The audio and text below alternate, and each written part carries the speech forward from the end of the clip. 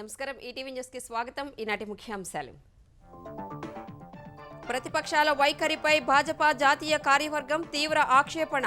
మోదీపై వ్యతిరేకతతో దేశాన్నే వ్యతిరేకిస్తున్నాయని మండిపాటు.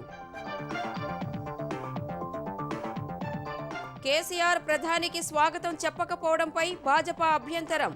రాజ్యాంగం చెప్పిన సమాఖ్య స్ఫూర్తిని విస్మరించారని విమర్శలు. 8 ఏళ్ల మోదీ పాలనలో దేశం నాశనమైందన్న కేసీఆర్. మిత్రులైన వ్యాపారుల కోసం సేల్స్ మ్యాన్ అవతారమెత్తారని ఆరోపణ. హైదరాబాద్ సభలో తెరాస ప్రశ్నలకు జవాబు చెప్పాలని ప్రధానికి కేసీఆర్ డిమాండ్. రాష్ట్రపతి ఎన్నికల్లో యశ్వంత్ సిన్హాకు మద్దతు. రాజకీయ క్రీడలకు ఆంధ్రప్రదేశ్ బలికారాదన్న పవన్ కళ్యాణ్. మత ప్రస్తావన లేని ప్రభుత్వాలు రావాలని జనసేన అధినేత ఆకాంక్ష. పార్లమెంట్లో అల్లూరి విగ్రహం ప్రతిష్ఠించాలని కేంద్రానికి చంద్రబాబు వినతి. ప్రధాని మోదీ, స్పీకర్ ఓం బిర్లాలకు లేఖలు. దేశానికి సేవాగుణం కలిగిన నాయకులు అవసరమన్న సీజేఐ. సరైన నేతలను తయారు చేసే స్థితిలో భారత్ లేదని ఆవేదన.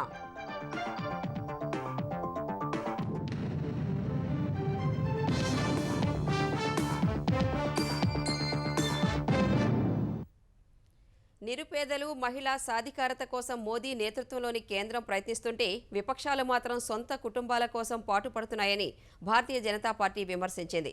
హైదరాబాద్ హెచ్ఐసిసి వేదికగా భాజపా జాతీయ కార్యవర్గ సమావేశాలు ప్రారంభం కాగా దేశంలోని ప్రస్తుత పరిస్థితులు, మోదీ 8 ఏళ్ల పాలన సహా పలు అంశాలపై సమావేశాల్లో చర్చించారు. మరోవైపు సీఎం కేసీఆర్ ప్రధాని మోదీని కాకుండా వ్యవస్థను అవమానిస్తున్నారంటూ భాజపా విమర్శించింది. దక్షిణాదిలో పార్టీని విస్తరించడం సహా తెలంగాణలో అధికారంలోకి తేవడమే లక్ష్యంగా హైదరాబాద్ వేదికగా భాజపా జాతీయ కార్యవర్గ సమావేశాలు ప్రారంభమయ్యాయి. సమావేశాల్లో ప్రధాని మోదీ, కేంద్ర హోంమంత్రి అమిత్ షా, భాజపా జాతీయ అధ్యక్షుడు జేపీ నడ్డా సహా పలువురు కేంద్ర మంత్రులు, భాజపా పాలిత రాష్ట్రాల సీఎంలు, సీనియర్ నేతలు పాల్గొన్నారు. ఇటీవల జరిగిన 4 రాష్ట్రాల శాసనసభ ఎన్నికల్లో విజయం, 2024 ఎన్నికల్లో తెలంగాణ సహా వివిధ రాష్ట్రాల్లో భాజపాను అధికారంలోకి తీసుకురావడం, ప్రధాని మోదీ 8 ఏళ్ల పాలన, సంక్షేమ పథకాల అమలు తదితర అంశాలపై కార్యవర్గ సమావేశంలో చర్చించారు. సమావేశాల్లో అధ్యక్షోపన్యాసం చేసిన జేపీ నడ్డా దేశంలోని ప్రస్తుత రాజకీయ పరిస్థితులు, మోదీ 8 ఏళ్ల పాలన సహా వివిధ అంశాలపై మాట్లాడారు. కేంద్రంతో పాటు వివిధ రాష్ట్రాల్లో ఉన్న భాజపా నేతృత్వంలోని ప్రభుత్వాలు దేశ అభివృద్ధికి కృషి చేస్తూ పలు కార్యక్రమాలను అమలు చేస్తుంటే విపక్షాలు అడ్డుకునే ప్రయత్నం చేస్తున్నాయని జేపీ నడ్డా అన్నట్లు భాజపా ఎంపీ, కేంద్ర మంత్రి స్మృతి ఇరానీ తెలిపారు. ప్రధాని నరేంద్ర మోదీని వ్యతిరేకించాలనే ప్రతిపక్షాల ఉద్దేశం క్రమంగా దేశ వ్యతిరేకంగా మారిందని జేపీ నడ్డా అభిప్రాయపడినట్లు ఆమె తెలిపారు. Nadda ji today in the inaugural speech spoke elaborately on various government schemes, be it Jan Dhan Yojana, programs such as the Pradhan Mantri Awas Yojana. He also spoke eloquently about the various social service schemes onwards to policies and programs dedicated to farmers in our country. लेकिन राष्ट्रीय अध्यक्ष जी ने आज अपने भाषण में इस बात का उल्लेख किया कि मोदी जी का विरोध करते करते विपक्षी दल देश का विरोध करने लगे. ये भी उनके लिए उचित नहीं है. राष्ट्र की कुछ ऐसी दरकार है जिन पर विपक्षी पार्टियों को राष्ट्रहित में सोचने की जरूरत है, लेकिन ये दुर्भाग्य है कि विपक्षी पार्टियां अपने राष्ट्रीय दायित्व से अपरिचित हैं. హైదరాబాద్ పర్యటనకు వచ్చిన ప్రధాని మోదీకి తెలంగాణ ముఖ్యమంత్రి కేసీఆర్ స్వాగతం పలకకపోవడంపై స్పందించిన స్మృతి ఇరానీ కేసీఆర్ ఒక వ్యక్తిని కాకుండా వ్యవస్థను అవమానిస్తున్నారని విమర్శించారు. The Prime Minister from his first day in office has given a clarion call for cooperative federalism. The Prime Minister in his 8 years of service has met leaders from various political parties and deferred to them with respect, as is constitutionally desired, as is validated by Maryada. That KCRG has not only disrupted what has been constitutionally a federal protocol in our country, that he has broken Maryada constitutionally, politically, culturally, societally reflects on him. KCR जी ने व्यक्ति का अपमान नहीं किया, संस्था का अपमान किया है. और आज तेलंगाना की धरती पर संविधान की मर्यादा भंग करने वाले का नाम KCR ji. కేసీఆర్ కు ఆయన కుటుంబానికి రాజకీయాలంటే సర్కస్ కావచ్చన్న స్మృతి, భాజపా కార్యకర్తలకు మాత్రం సమాజ సేవ అని స్పష్టం చేశారు. For KCR and his political entity, politics may be a circus. People in his party may be affiliated to clownish political behavior, and he may not take politics with the seriousness that it deserves. But for the Karyakartas of the Bharatiya Janata Party, politics is a medium for social emancipation and nation building. What Telangana is doing today is dynastic politics. India will never follow it. కార్యవర్గ సమావేశాల్లో ఆర్థిక తీర్మానాన్ని రక్షణ మంత్రి రాజ్నాథ్ సింగ్, రాజకీయ తీర్మానాన్ని అమిత్ షా ప్రవేశపెట్టారు. ప్రధాని నరేంద్ర మోదీ తన 8 ఏళ్ల పాలనలో దేశాన్ని నాశనం చేశారని, శ్రీలంక వంటి దేశాల ఎదుట భారత్ను చులకన చేశారని ముఖ్యమంత్రి కేసీఆర్ ధ్వజమెత్తారు. మోదీని సేల్స్ మ్యాన్గా అభివర్ణించిన కేసీఆర్ తన మిత్రులైన వ్యాపారుల కోసమే పనిచేస్తున్నారని దుయ్యబట్టారు. విపక్షాల రాష్ట్రపతి అభ్యర్థి యశ్వంత్ సిన్హాకు మద్దతుగా హైదరాబాద్ జలవిహార్లో తెరాస నిర్వహించిన సభలో కేసీఆర్ ప్రధానిని లక్ష్యంగా చేసుకుని తీవ్ర విమర్శలు గుప్పించారు. మహారాష్ట్ర తరహాలోనే తెలంగాణలో ప్రభుత్వాన్ని కూలదోస్తామని ఓ కేంద్ర మంత్రి అంటున్నారన్న కేసీఆర్, వారు ఇక్కడ సర్కార్ని కూలిస్తే తాము ఢిల్లీలో గద్దె దింపుతామని హెచ్చరించారు. ప్రతిపక్షాల రాష్ట్రపతి అభ్యర్థి యశ్వంత్ సిన్హాకు మద్దతుగా హైదరాబాద్ జలవిహార్లో తెరాస నిర్వహించిన సభలో పాల్గొన్న ముఖ్యమంత్రి కేసీఆర్ కేంద్రంలోని భాజపా ప్రభుత్వ విధానాలు, ప్రధాని నరేంద్ర మోదీ పనితీరుపై ఘాటు విమర్శలు చేశారు. దేశంలో నిత్యం ప్రజాస్వామ్యాన్ని మంటగలుపుతున్న మోదీ సర్కార్ సమాఖ్య విధానాన్ని ఖూనీ చేసిందని ఆరోపించారు. ఏ రాష్ట్ర ప్రభుత్వం తన మాట వినదో ఆ రాష్ట్రంలో ప్రభుత్వాలను కూలుస్తోందని ఆక్షేపించారు. మహారాష్ట్ర తరహాలో తెలంగాణ ప్రభుత్వాన్ని కూలుస్తామని ఓ కేంద్ర మంత్రి చేసిన వ్యాఖ్యలపై కేసీఆర్ మండిపడ్డారు. राज्यों के सरकार को सताना, जो इनके बात नहीं मानते उनको गिराना। यहाँ महान केंद्रीय मंत्री है जो मोदी साहब के क्लासेस सुन के ट्रेंड है, कह रहे आज टीआरएस के एमएलए है 103 और हमारे एक फ्रेंडली पार्टी है उनके एमएलए 7 और माननीय केंद्रीय मंत्रीगण जो हैदराबाद में बैठे हुए हैं वो कह रहे हैं महाराष्ट्र में जैसा सरकार गिराया तेलंगाना सरकार भी गिराएंगे। ठीक बात है, गिराइए, हम भी इंतजार कर रहे हैं उस बात का ताकि हम फ्री हो जाए, आपको दिल्ली से उतार देंगे। ప్రధాని మోదీ శాశ్వతంగా అధికారంలో ఉంటాను అనే భ్రమల్లో ఉన్నారని విమర్శించిన కేసీఆర్, అందుకే రైతులు ప్రజల విషయంలో దుర్మార్గంగా వ్యవహరిస్తున్నారని మండిపడ్డారు. किसानों के बारे में जो हमारे देश का बहुत बड़ा हिस्सा है, आपने जिस प्रकार से डीजल बढ़ा दिए, पेट्रोल बढ़ा दिए, बिजली का कीमत बढ़ा दिए, उससे इन्वेस्टमेंट डबल जरूर हो गया है। 13 महीने इस देश में किसानों ने आंदोलन किया आपके सरकार के खिलाफ, आपके नीतियों के खिलाफ। आप किस प्रकार के गंदे गंदे आरोप हमारे अन्नदाताओं पर लगा रहे थे। आपने तो उनको उग्रवादी कह दिया, खालिस्तानी कह दिया, जो आपके मन में आए मनमानी कह दिए। आपके मंत्रियों ने आंदोलनकारियों पे जीप चढ़ाए, मार दिए, हत्या भी किए और उस दौरान 700 किसान गति पाए। मोदी जी मुझे लगता है कि एक भ्रम में है कि हम ही परमानेंट है, कोई परमानेंट है, ये अननेचुरल है। देश में लोकतंत्र है, इसलिए परिवर्तन कभी भी संभव है, असंभव नहीं है। ఇదే సమయంలో ప్రధాని మోదీ వ్యాపారుల కోసం సేల్స్ మ్యాన్ గా వ్యవహరిస్తున్నారని కేసీఆర్ తీవ్ర విమర్శలు చేశారు. శ్రీలంకలో ఓ ప్రాజెక్టును కూడా బడా వ్యాపారవేత్తకు ఇప్పించారు అనే ఆరోపణలపై మోదీ హైదరాబాద్ సభలో సమాధానం చెప్పాలని డిమాండ్ చేశారు. आपने श्रीलंका जाके प्रधानमंत्री का रोल नहीं निभाया, बल्कि एक छोटा सा व्यापारी का सेल्समैन बन गए थे। आप देश का अपमान किए। श्रीलंका पार्लियामेंट कमेटी के सामने श्रीलंका इलेक्ट्रिसिटी बोर्ड के चेयरमैन बयान दिया दुनिया के सामने खुलेआम कि भारत के प्रधानमंत्री के दबाव के कारण हमने ये कॉन्ट्रैक्ट किसी हिंदुस्तानी व्यापारी को दिया। क्या देश का इज्जत बढ़ाएगा? किसी भी प्रधानमंत्री जी के कालखंड में ऐसे आरोप भारत पे नहीं लगे। भले ही आप खामोश हो, हम खामोश नहीं बैठेंगे, हम जरूर लड़ते रहेंगे। अगर आप ईमानदार है, सच्चे हैं, तो कल के पब्लिक मीटिंग में हैदराबाद से ही भारत के जनता को उत्तर दीजिए, बताइए साफ साफ क्या हुआ श्रीलंका में। ये हम आपसे पूछ रहे हैं, वरना हम आपको दोषी मानेंगे, बिल्कुल दोष देंगे आपको। इसीलिए मैं आपको टाइटल दे रहा हूं कि आप प्रधानमंत्री का काम नहीं कर रहे हो, आपके शाहूकार दोस्तों का सेल्समैन बन के काम कर रहे हो। కేంద్ర ప్రభుత్వ అస్తవ్యస్త విధానాలతో రూపాయి విలువ ఎప్పుడూ లేనంత స్థాయికి పతనమైందని కేసీఆర్ ఆక్షేపించారు. लोग नहीं आए, मेक इन इंडिया में कुछ नहीं हुआ, ये तो झूठ था। कुछ आया देश में या कुछ गया? कितने भारी उद्योग चले गए, कितने श्रमिक रोडों पे आ रहे हैं आपके गलत नीतियों के कारण से। आज रुपये का वैल्यू क्या है मैं पूछ रहा हूं आपसे, कल उत्तर दीजिए। भारत के इतिहास में पहली बार सबसे नीचा वैल्यू। मैं जानना चाहता हूं भाई, नेपाल का रुपया नहीं गिरता, बांग्लादेश का नहीं गिरता, सिर्फ भारत का ही क्यों गिरता? हम जानना चाह रहे हैं मोदी जी, आज भारत का ही रुपया क्यों गिरता? దేశాన్ని అభివృద్ధి చేయాలని మోదీకి 2 సార్లు ప్రజలు అవకాశమిస్తే అసమర్థ విధానాలతో భ్రష్టు పట్టించారని కేసీఆర్ విమర్శించారు. मोदी जी एक बात का उत्तर दीजिए, आपको जनता ने जो मैंडेट दिया 10 साल का 2 बार चुन के, आपने 8वां साल का भी बजट पेश कर दिया। देश में 70,000 टीएमसी पानी की उपलब्धि है। आप कम से कम पीने का पानी भी फराहम नहीं करे जनता को। और शर्म की बात यह है, देश के कोना कोना तो छोड़ो, देश के राजधानी दिल्ली में भी आप पानी नहीं दे पा रहे। ये आपकी मान्यता है। और न पीने का पानी दे सकते हैं आप, ना बिजली दे सकते हैं, क्या दे सकते हैं? सिर्फ भाषणबाजी, द्वेष, विद्वेष, विपक्षियों का अपमान, सरकारी संस्थाओं का दुरुपयोग। एक नए भारत को, अच्छे भारत को, ईमानदार भारत को बनाने के लिए फिर एक जंग हमें लड़ना पड़े। हम आज से ही शुरू करते हैं। ప్రతిపక్షాల రాష్ట్రపతి అభ్యర్థి యశ్వంత్ సిన్హాకు సంపూర్ణ మద్దతిస్తున్నట్లు కేసీఆర్ ప్రకటించారు. అనంతరం మాట్లాడిన ప్రతిపక్షాల రాష్ట్రపతి అభ్యర్థి యశ్వంత్ సిన్హా తెరాస సంపూర్ణ మద్దతిస్తున్నందుకు ధన్యవాదాలు తెలిపారు. తెలంగాణ ప్రజల ఆదరాభిమానాలకు కృతజ్ఞతలు చెప్పిన ఆయన దేశంలో ఎలాంటి పరిస్థితులు ఉన్నాయో ప్రజలు గ్రహించాలని సూచించారు. దేశంలో పరిస్థితులు దిగజారుతుంటే చూస్తూ ఉండలేమన్న యశ్వంత్ చాలా రోజులుగా కేంద్ర విధానాలకు వ్యతిరేకంగా పోరాటం చేస్తున్నట్లు వివరించారు. రాష్ట్రపతి ఎన్నిక ఇద్దరు వ్యక్తుల మధ్య పోరాటం కాదన్న యశ్వంత్ విశాల భారత పరిరక్షణ కోసం జరిగే పోరాటమని అభివర్ణించారు. విద్వేషపూరిత ప్రసంగాలు సమాజానికి మంచిది కాదన్నారు. ఒక వ్యక్తి చెబుతుంటే 135 కోట్ల మంది వినాలా అని ప్రశ్నించిన యశ్వంత్ రాష్ట్రపతి ఎన్నిక తర్వాత కూడా పోరాటం కొనసాగుతుందని స్పష్టం చేశారు. लेकिन मुझे पूरा विश्वास है, मैं आपसे आज कह के जाना चाहता हूं, जितने प्रश्न आदरणीय मुख्यमंत्री जी ने पूछे उसमें एक का भी जवाब वो नहीं देंगे।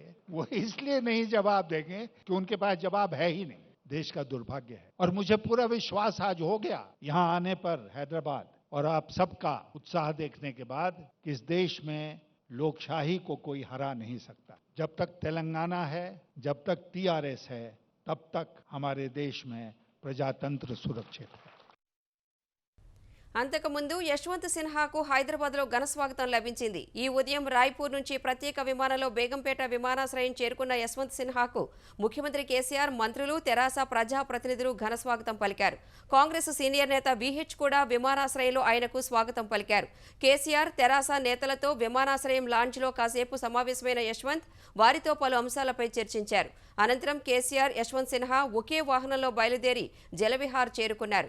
ఈ సమయంలో యశ్వంత్ సిన్హాకు స్వాగతం పలుకుతూ తెరాస నేతలు ద్విచక్ర వాహన ర్యాలీ నిర్వహించారు. ప్రధాని మోదీ ఇచ్చిన హామీలన్నీ నెరవేర్చారని భాజపా తెలంగాణ అధ్యక్షుడు బండి సంజయ్ అన్నారు. కేసీఆర్ ప్రజలకిచ్చిన అనేక హామీలు నెరవేర్చలేదని మండిపడ్డారు. దేశంలో ఎక్కడైనా రాష్ట్రపతి అభ్యర్థి కోసం ఫ్లెక్సీలు కడతారా అని ప్రశ్నించారు. అత్యున్నత రాష్ట్రపతి పదవి ఖ్యాతికి అపకీర్తి తెస్తున్నారని ధ్వజమెత్తారు. కేంద్ర ప్రభుత్వం ఇస్తున్న నిధులతోనే తెలంగాణలో అభివృద్ధి కార్యక్రమాలు నడుస్తున్నాయని సంజయ్ వ్యాఖ్యానించారు. నువ్వు చెప్పాలి, ఈ 8 ఏళ్ల కాలంలో నువ్వు చేసింది ఏంది, నువ్వు పొడిచింది ఏంది, నువ్వు పీకింది ఏంది? నువ్వేం చేస్తావు? డబుల్ బెడ్రూమ్ ఇస్తాను, ఇంతవరకు ఒక్కరికి రూమ్ ఇవ్వకపోతే, ఒక డబుల్ బెడ్రూమ్ ఇవ్వకపోతుంది. ఒక్కరికి రైతులు రుణమాఫీ చేస్తానని చేయపోతుంది. మోడీ గారి హయాంలో రైతులు ఆత్మహత్య, పంజాబ్లో పోయిన 3 లక్షలు ఇచ్చినాడు పోరాడు. ఇక్కడ ఎందుకు ఇస్తలేవని అంటున్నాను నేను. రైతుల చేతులకు బేడీ లేసిన మూర్ఖుడు, రైతు ద్రోహి నువ్వు. వడ్ల కుప్పల మీద గుండె పొడితో చచ్చిపోయిన రైతులు అకాల వర్షాల వల్ల నష్టపోతే కనీసం ఈ 8 సంవత్సరాల కాలంలో నీ ముఖానికి నీ 8 సంవత్సరాల కాలంలో ఒక్క రైతు కుటుంబానికి ఒక్క నష్టపరిచిన ఒక్క పైసా ఇస్తామని చెప్పు. పునర్విభజన చట్టంలోని అంశాలు సహా భాజపా ఇచ్చిన హామీలపై ప్రశ్నించే అవకాశాన్ని సీఎం కేసీఆర్ గాలి కొదిలేశారని టీపీసీసీ అధ్యక్షుడు రేవంత్ రెడ్డి ఆరోపించారు. ఐటీఐఆర్, బయ్యారం ఉక్కు పరిశ్రమ, కాజీపేట రైల్వే కోచ్ ఫ్యాక్టరీ సహా తెలంగాణకు రావాల్సిన అనేక అంశాలపై ప్రశ్నించే అవకాశం వచ్చిన సమయంలో ప్రజా సమస్యలను వదిలేసి చిల్లర రాజకీయాలు చేస్తున్నారని విమర్శించారు. ఇందిరాగాంధీ విగ్రహానికి తెరాస జెండాలు కట్టడం ఏం విజ్ఞతని ప్రశ్నించారు. కార్పొరేట్ కంపెనీల పైసలతో భాజపా జాతీయ కార్యవర్గ సమావేశాలు నిర్వహిస్తున్నారన్నంత రేవంత్ రెడ్డి తెలంగాణ ఏర్పాటును అవమానించిన మోదీకి తెలంగాణ గడ్డ మీద అడుగుపెట్టే అర్హత లేదన్నారు. మరోవైపు విపక్షాల రాష్ట్రపతి అభ్యర్థి యశ్వంత్ సిన్హాను కలవకూడదన్న పీసీసీ నిర్ణయానికి వ్యతిరేకంగా వీహెచ్ వ్యవహరించిన నేపథ్యంలో పార్టీ నియమ నిబంధనలను అతిక్రమిస్తే ఉపేక్షించేది లేదని రేవంత్ స్పష్టం చేశారు. ఎవరి తలుపు తట్టిండు? కేసీఆర్ తలుపు తట్టిండు. వాడు చూసుకుంటాడు. నీకెందుకు, మనకెందుకు ఆ నొప్పి? మనం ఏమైనా కేసీఆర్ దగ్గర ఏమైనా చపరాసి పని చేస్తున్నామా? కేసీఆర్ చేసే పని కేసీఆర్ చేస్తాడు, కాంగ్రెస్ చేసే పని కాంగ్రెస్ చేస్తుంది. కేసీఆర్ చేయాల్సిన పనులు మనమేంది చేసేది? మనం ఏమైనా కేసీఆర్కు తాపేదారులమా? అర్థం ఉండాలి. ముతిమతి తప్పి వ్యవహరిస్తే పార్టీ చూస్తూ ఊరుకోదు. జాతీయ నాయకత్వంతో మాట్లాడి పార్టీ నిర్ణయం తీసుకుంది. దీనికి ఎవ్వరు అతీతులు కాదు, ఎవ్వరు మొనగాళ్ళు కాదు. వాళ్ళ వ్యక్తిగతంగా ఏమని ఉంటే మాకు తెలియదు. పార్టీ పరంగా ఎవ్వరు కలవలే. ప్రతిపక్షాల రాష్ట్రపతి అభ్యర్థి యశ్వంత్ సిన్హాకు స్వాగతం పలికేందుకు వెళ్లిన వారిపై చర్యలు తప్పవన్న టీపీసీసీ అధ్యక్షుడు రేవంత్ రెడ్డిపై కాంగ్రెస్ వర్కింగ్ ప్రెసిడెంట్ జగ్గారెడ్డి మండిపడ్డారు. రేవంత్ వచ్చిన తర్వాత కాంగ్రెస్కు ఒరిగిందేమీ లేదన్న జగ్గారెడ్డి పీసీసీ నుంచి ఆయనను తప్పించాలని డిమాండ్ చేశారు. అయితే రేపు ఈ రోజు లెటర్ రాస్తా సోనియా గాంధీకి, రాహుల్ గాంధీకి. రేవంత్ రెడ్డి చాలా తప్పు మాట్లాడిన ఆ తప్పులను ఇమ్మీడియట్లీ వాపసు తీసుకోవాలి. ఎవరాన్ని ఉద్దేశించినా ఏమైనా మనకు సంబంధం లేదు. కానీ ఒక బాధ్యత వ్యక్తి పీసీసీ హోదాలో ఉండి అట్లా టెంప్ట్ అయ్యి వాని విని బండగేసి కొడతాంటే ఇక్కడ నౌకరెవడు లేడు. ఈడెవడు వడడే అవన్నీ ఇవి పాగల మాటలు మాట్లాడొద్దు, పిచ్చి మాటలు మాట్లాడకు. ఎవరికి ఓడి వినడు. ఈడ ఉన్నా లేకున్నా పార్టీని ఎట్లా కాపాడుకోవాలో మాకు తెలుసు. కాంగ్రెస్ పార్టీ నువ్వు వచ్చినాక కొత్తగా వచ్చేది ఏం లేదు. ఈడ విన్నావా? ఇన్ని రోజులు ఊకున్నా పోనీకి రాహుల్ గాంధీ గారు చెప్పిరా నువ్వుకున్నా. ఇప్పుడు కూడా రాహుల్ గాంధీ గారు నన్నేం తప్పు పట్టాడు. ఇట్లా కోపం ఉన్నాడు పీసీసీ పోస్ట్ ఎట్లా నడుపుతాడు? తక్షణమే అసలు నేను పీసీసీ నుంచి తొలగించమని చెప్పి నేను సోనియా గాంధీ, రాహుల్ గాంధీ గారికి, ఠాకూర్ గారికి లెటర్ రాస్తా. కేసీఆర్ గోపాల్. మన్యం వీరుడు అల్లూరి 125వ జయంతి వేడుకల సందర్భంగా పార్లమెంట్లో సీతారామరాజు విగ్రహాన్ని ప్రతిష్ఠించాలని తెలుగుదేశం అధినేత చంద్రబాబు కోరారు. ఈ మేరకు ప్రధాని నరేంద్ర మోదీ లోక్సభ స్పీకర్ ఓం బిర్లాకు లేఖలు రాశారు. ఆజాదీ కా అమృత్ మహోత్సవ్ కార్యక్రమంలో అల్లూరిని స్మరించుకోవడం తెలుగు ప్రజలకు గర్వకారణమని చంద్రబాబు అన్నారు. వేడుకల్లో అల్లూరిని చేర్చినందుకు తెలుగు ప్రజల తరపున కేంద్రానికి ధన్యవాదాలు తెలిపారు. ఆజాదీ కా అమృత్ మహోత్సవం అల్లూరి 125వ జయంతి వేడుకలను పురస్కరించుకుని పార్లమెంట్లో అల్లూరి విగ్రహం ఆవిష్కరించడం సముచితమని అభిప్రాయపడ్డారు. విగ్రహ ఏర్పాటు నిర్ణయం గతంలోనే జరిగిందన్న చంద్రబాబు ప్రభుత్వాలు మారడంతో జాప్యం జరిగిందని లేఖలో పేర్కొన్నారు. ఎలాంటి జాప్యం లేకుండా అల్లూరి విగ్రహాన్ని ప్రతిష్ఠించాలని కోరారు. జూలై 4న భీమవరంలో ప్రధాని చేస్తున్న అల్లూరి విగ్రహ ఆవిష్కరణ ప్రజల మనసుల్లో గుర్తుండిపోతుందని తెలిపారు.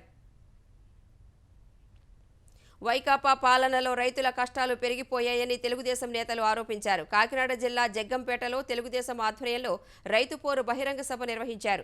జగన్ పాలనలో గోదావరి జిల్లాల రైతులు కూడా క్రాప్ హాలిడే ప్రకటించే స్థాయికి వచ్చారని విమర్శించారు.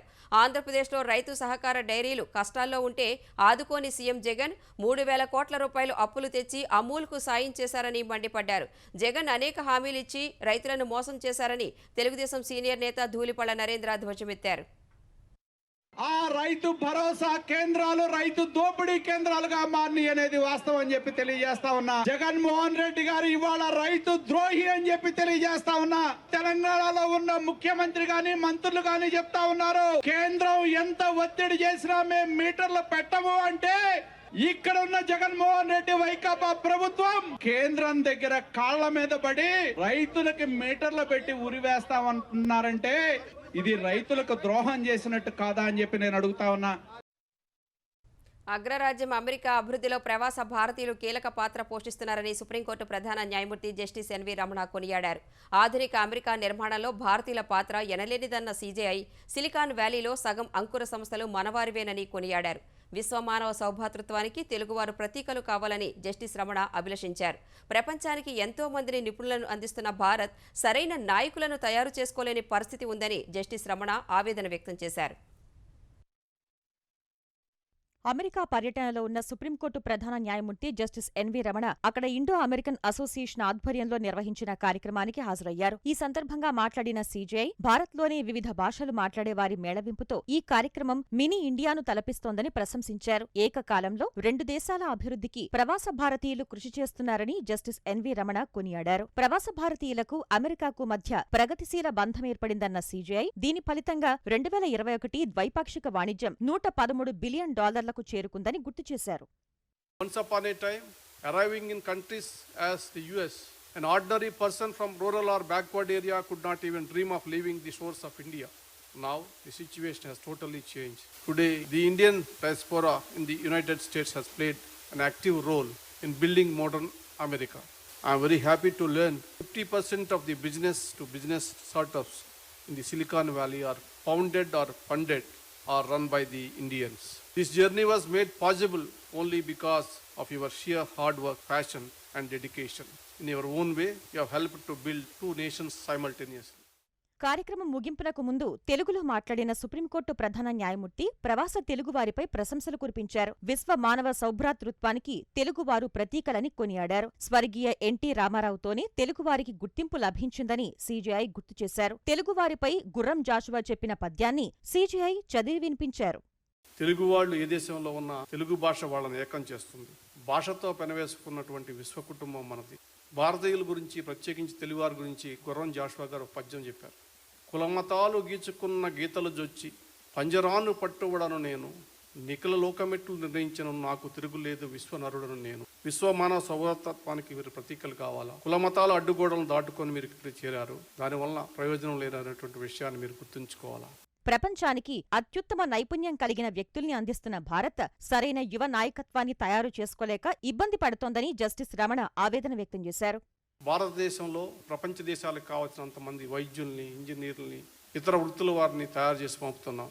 కానీ భారతదేశంలో సరైనటువంటి నాయకత్వం వహించేటటువంటి యువతరాన్ని మనం తయారు చేసుకోలేని పరిస్థితుల్లో ఉంది.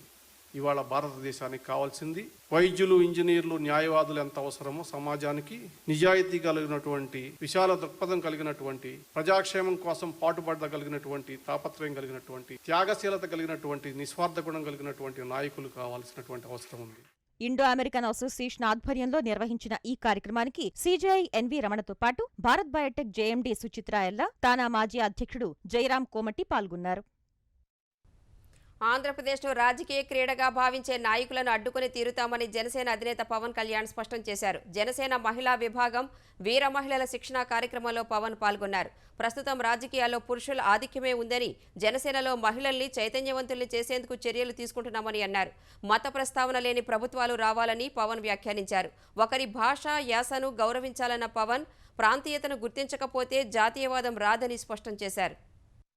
నేను ఒకటే కంకణం కట్టుకున్నాను నా జీవిత కాలంలో, ఎవ్వరు కూడా దీనిని ఒక క్రీడా రంగంగా చేయకూడదు. ఆంధ్రప్రదేశ్ అభివృద్ధి లేకుండా, రోడ్లు లేకుండా, ఉద్యోగాలు లేకుండా, ఒక మాట ఇచ్చేసి మేము సిపిఎస్లు రద్దులు చేస్తాం, మద్యపానం నిషేధిస్తామని చెప్పి అన్నిటికీ వాటికి రివర్స్లో అన్ని చేస్తామంటే ఎవడికాడు ఇది ఆంధ్రప్రదేశ్ అనేది ప్రతి రాజకీయ నాయకుడికి ఇది ఒక క్రీడా స్థలం అయిపోయింది. వీళ్ళని అడ్డుకోవాలి అంటే జనసేనలో ఉన్న మీరందరూ కూడా మీరు బలంగా నిలబడి గళమెత్తితే తప్ప వీళ్ళ దోపిడీని ఆపలేదు. దానికి నేను సంసిద్ధంగా ఉన్నాను, మీరు సంసిద్ధంగా ఉన్నారనే నేను మనస్ఫూర్తిగా భావిస్తున్నాను. ఏపీలో పెంచిన ఆర్టీసీ ఛార్జీలను వెంటనే ఉపసంహరించుకోవాలంటూ తెలుగుదేశం శ్రేణులు రాష్ట్ర వ్యాప్తంగా ఆందోళనలు చేపట్టాయి. బాదుడే బాదుడంటూ బస్సు డిపోల వద్ద తెలుగుదేశం నేతలు, కార్యకర్తలు నిరసన ప్రదర్శనలు నిర్వహించారు.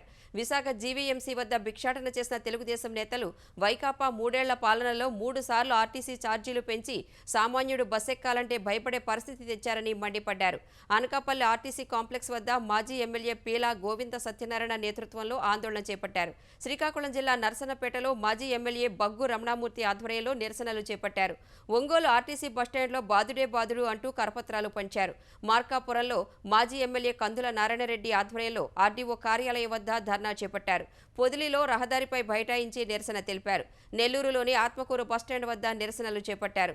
కర్నూలు జిల్లా ఎమ్మిగనూరులో ఎద్దుల బండి ర్యాలీ నిర్వహించారు. మరోవైపు పెంచిన ఛార్జీలను ఉపసంహరించుకోవాలంటూ వామపక్ష నేతలు సైతం రాష్ట్ర వ్యాప్తంగా బస్టాండ్ల వద్ద ఆందోళనలు చేశారు. ప్రజలపై వైకాపా ప్రభుత్వం వరుస భారాలు మోపుతోందని విమర్శించారు. ఉద్యోగాల భర్తీ ప్రక్రియ కొనసాగిస్తున్న తెలంగాణ సర్కార్ మరో 1663 ఖాళీల భర్తీకి అనుమతి ఇచ్చింది. ఇందులో నీటిపారుదల, R&B శాఖల్లోని 1522 ఇంజనీరింగ్ పోస్టులు ఉన్నాయి. ఈ పోస్టుల్లో నీటిపారుదల శాఖలో 704 ఏఈఈ ఖాళీలు, 227 ఏఈ పోస్టులు, 212 జూనియర్ టెక్నికల్ ఆఫీసర్ పోస్టులు, 95 టెక్నికల్ అసిస్టెంట్ల ఖాళీలు ఉన్నాయి. భూగర్భ జలశాఖలో 88 పోస్టులు, రోడ్లు, భవనాల శాఖలో 38 సివిల్ ఏఈ పోస్టులు, 145 సివిల్ ఏఈఈ పోస్టులు, 13 ఎలక్ట్రికల్ ఏఈఈ ఖాళీలు, 60 జూనియర్ టెక్నికల్ ఆఫీసర్ పోస్టులు, 27 టెక్నికల్ అసిస్టెంట్ పోస్టులు, ఆర్థిక శాఖలో 53 డివిజనల్ అకౌంట్స్ ఆఫీసర్ పోస్టుల భర్తీకి ప్రభుత్వం అనుమతి ఇచ్చింది. ఈ అనుమతులతో ఇప్పటికీ అనుమతించిన పోస్టుల సంఖ్య 46,998కి చేరింది. మిగిలిన పోస్టుల భర్తీకి అనుమతుల ప్రక్రియను ఆర్థిక శాఖ కొనసాగిస్తోంది. విదేశాల్లో ఉన్న కుటుంబ సభ్యులు, బంధువుల నుంచి భారతీయులు డబ్బు స్వీకరించే అంశానికి సంబంధించిన చట్టానికి కేంద్ర ప్రభుత్వం కీలక సవరణలు చేసింది. ఇప్పటి వరకు ఏటా ₹1,00,000 వరకు మాత్రమే అధికారులకు సమాచారం ఇవ్వకుండా స్వీకరించే అవకాశం ఉండగా ఆ మొత్తాన్ని ₹10,00,000కు పెంచింది. ఈ మేరకు విదేశీ భాగస్వామ్య నియంత్రణ చట్టం FCRAకు కేంద్ర హోంశాఖ సవరణలు చేస్తూ గెజిట్ నోటిఫికేషన్ విడుదల చేసింది. ఏటా ₹10,00,000 కంటే ఎక్కువ స్వీకరిస్తే 90 రోజుల్లోగా అధికారులకు సమాచారం ఇవ్వాలని పేర్కొంది. ఈ గడువు ఇప్పటి వరకు 30 రోజులు మాత్రమే ఉంది. రాజస్థాన్ ఉదయ్పూర్ తరహా ఘటన మహారాష్ట్రలోని అమరావతిలో జరిగింది. భాజపా మాజీ అధికార ప్రతినిధి నుపూర్ శర్మకు మద్దతుగా వాట్సాప్ గ్రూపులో పోస్టును ఫార్వర్డ్ చేసిన 54 ఏళ్ల ఉమేష్ ప్రహ్లాదరావు అనే మెడికల్ షాపు యజమానిని దుండగులు దారుణంగా చంపారు. ఉదయ్పూర్లో కన్హైలాల్ హత్యకు వారం రోజుల ముందే గత నెల 21న ఈ హత్య జరిగింది. నుపూర్ శర్మకు మద్దతుగా ఉన్న ఓ పోస్టును ప్రహ్లాదరావు పొరపాటున ఓ వాట్సాప్ గ్రూపులో ఫార్వర్డ్ చేశాడని పోలీసు వర్గాలు తెలిపాయి. ఆ వాట్సాప్ గ్రూపులో కొందరు ముస్లింలు కూడా ఉన్నట్లు వెల్లడించాయి. ప్రహ్లాదరావు కుటుంబ సభ్యుల ఫిర్యాదు మేరకు 5 దుండగులను అరెస్టు చేసినట్లు తెలిపారు. ఈ కేసును కూడా కేంద్ర ప్రభుత్వం ఎన్ఐఏకు అప్పగించింది.